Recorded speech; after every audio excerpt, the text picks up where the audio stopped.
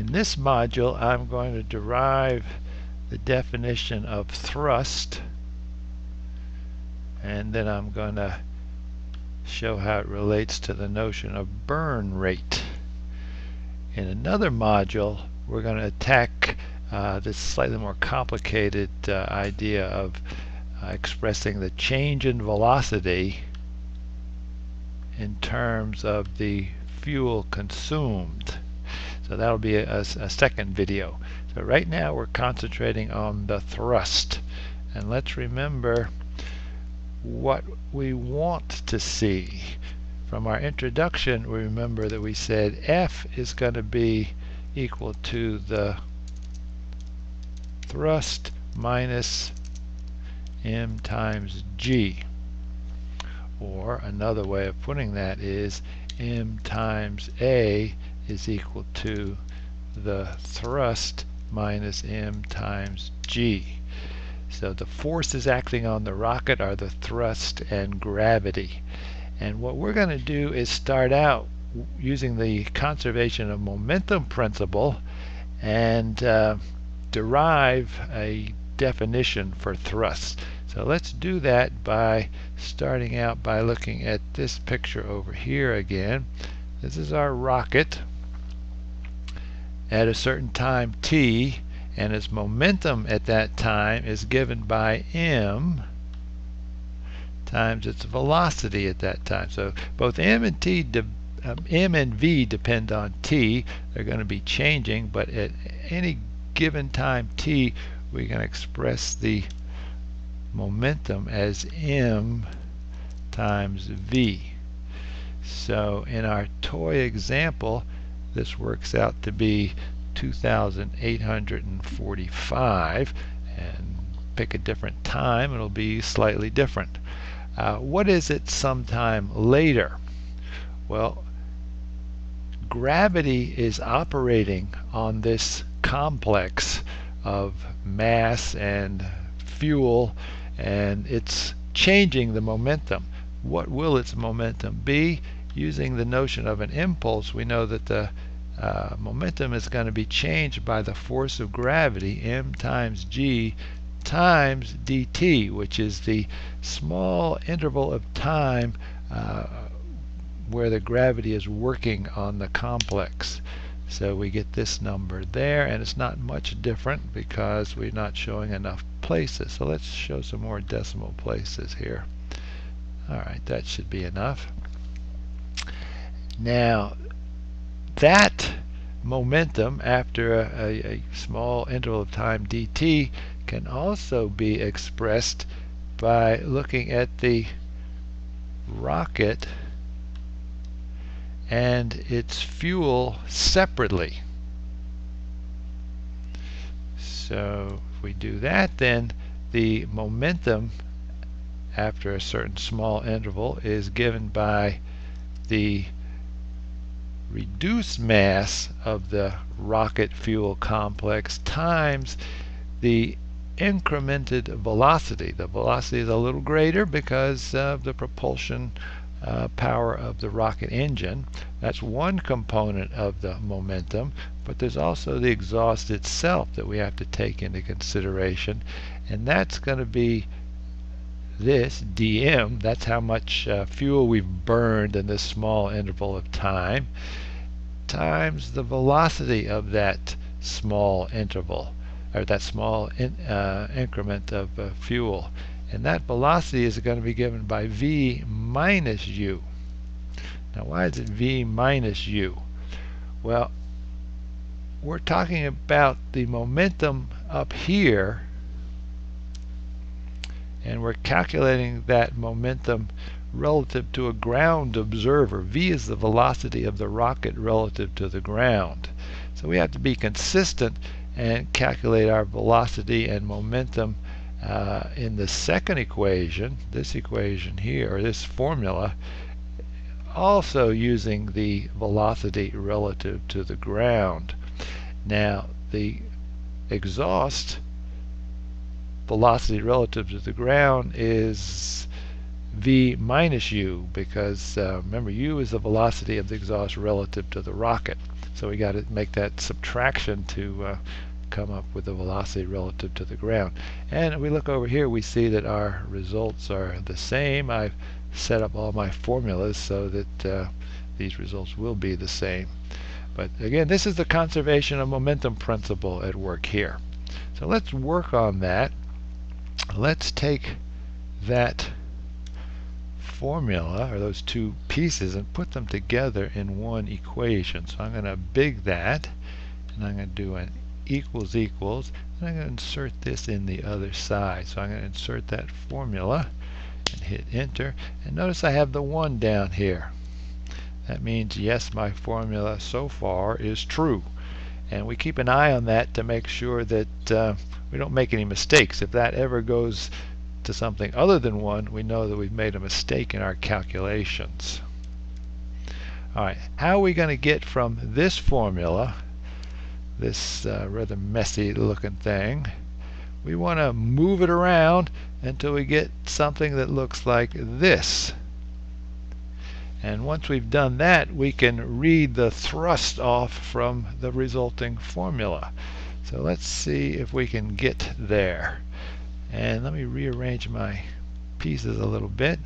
I'm going to do that by using certain operations and certain conditional operations. Let me put these down here. Again, the operations are the things that you use over and over again in manipulating equations, and the conditional operations are operations that apply specifically to the equation that you're looking at right here. So the first thing I'm going to do is focus on just the subset of operations that I'm going to need. And the first thing I'm going to do, I want to get rid of this absolute value sign.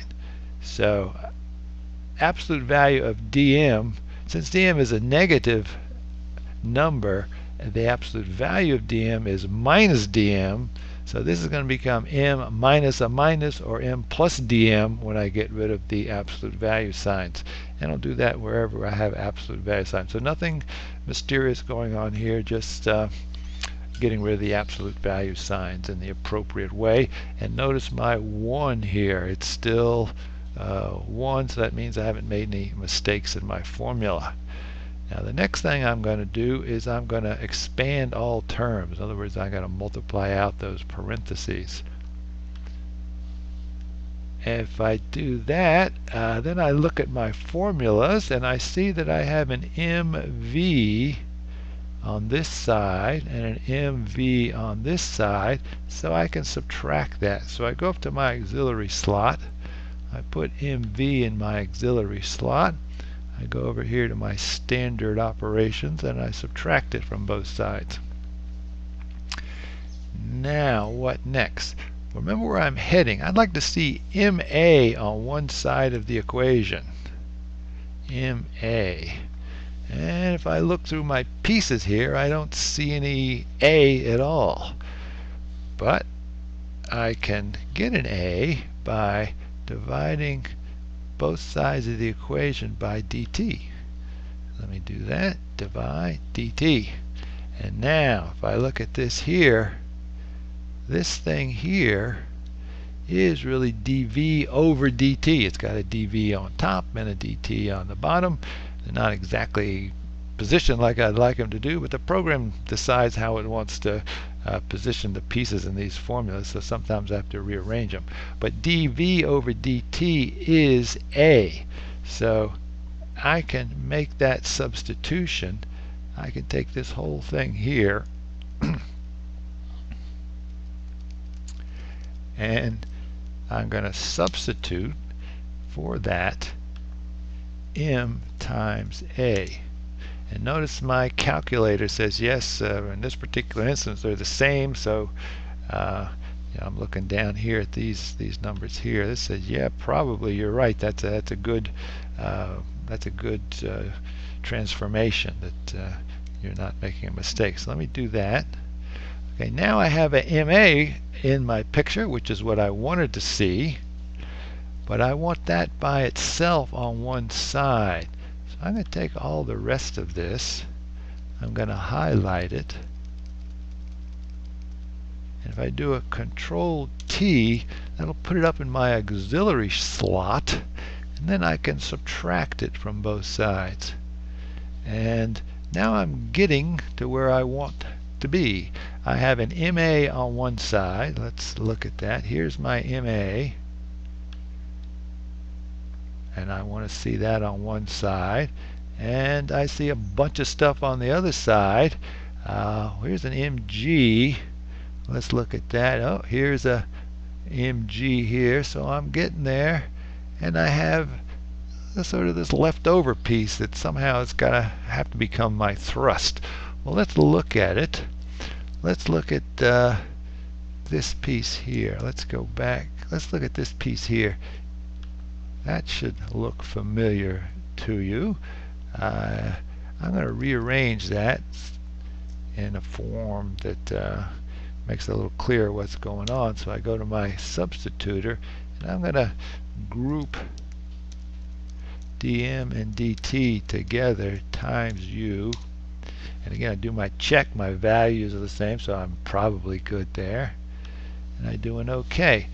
All right, now I'm in good shape. This is where I want to be, except for this term here. Let's look at this term here. And again, I'm going to rearrange that a little bit. I want to put my I want to focus on my dm slash dt times dv. And notice again they're the same, so I can do an OK there. Now look at that. We're talking about derivatives here, so ultimately we're going to let dt go to 0. Now I've chosen a certain value of dt. It's close to 0, but it's not 0. As I let dt go to 0, this term here converges to something. The rate of change of mass with respect to time, that's actually the burn rate. So that's a finite number. Even though dm and dt are going to 0, the ratio goes to a finite number. But then look at this. It also has a dv in this term. So that dv is going to go to 0. So this whole term is going to disappear once we go to our final derivative result. So let's see how that happens. And again, I'm going to look at this piece here, and I'm going to put that into my replacer. And right now it's saying it's not 0. It should be 0. Well, it's saying it's not 0 because my dt is not gone all the way to 0. I can get it as close to 0 as I want by changing my dt to be something very small. Now, as far as the decimal places I'm showing are concerned, it is 0, and I can make it as small as I want, and in the limit it is going to be 0. So I'm going to substitute for that piece. What it is in the limit is 0, and there I have it. This is where I wanted to end up. If you look at this formula here, I have the exact form here. So that means that this piece here has to be not that piece actually. Let me start over. Is this whole piece here? That is what I'm calling the thrust, because it fits into my formula in the way that the thrust does. So let's make that substitution. Before I do that, let me save this formula so that I can look at it again. And then I do a Control L to bring up. Actually, let me stop there. I want to take this piece. I got to highlight it first, and do a Control L, and that's what I'm calling the thrust. And notice my calculator says that they are the same, so that's a pretty good indication that I've not done anything really stupid here. And so let's do that substitution. And let me get rid of my temporary marks and save that to the next. Alright, so this is the formula that we had on our introductory page. The force, which is mass times acceleration, is equal to the thrust. And the thrust has to be defined as we saw up here. The thrust should be defined as equals, it's minus, and let's group it together. If we don't group it, it tends to split up how the program likes to see things, and that's not always how we like to see things. So there's the thrust. There's the definition of the thrust. And then also we can rewrite our formula in terms of the burn rate. Now, dm dt is defined to be the burn rate. Notice that came out to be a negative. That says, I got to think about that a little bit more. The burn rate is actually the negative of that, or let's do it this way. We'll put the minus in front of there. And dm dt is minus the burn rate. Remember, dm is negative since the mass is decreasing with time. So let's go back to this formula and make that substitution. I'll just do a drag and drop. And now I want to get rid of my grouping. I don't need it anymore since there's no division there. And I end up with this formula. So, and finally, let's, maybe we could rewrite this mass times acceleration. I go to my replacer. That's what we call the force. And notice again, my numerically it's holding up nicely, so I'm probably right there. And I get this. And let's save that to the next one. So what we're saying here is, starting with the conservation of momentum principle, that is, this is equal to this, we get an equation that we can rearrange, and it becomes either this thing here becomes this formula here. So that comes about because of the conservation of momentum, and from that formula we can read off what we should be calling the thrust. The thrust should be this little piece here. That's a force, and of course GM is a force, and then we can express that thrust as the burn rate, which is dm dt times u. So we can write our force formula like this: the burn rate times the u, which is the rate at which the exhaust is being propelled from the rocket nozzle, minus the force of gravity gives us the force on the rocket. So I think that's all we have to say here.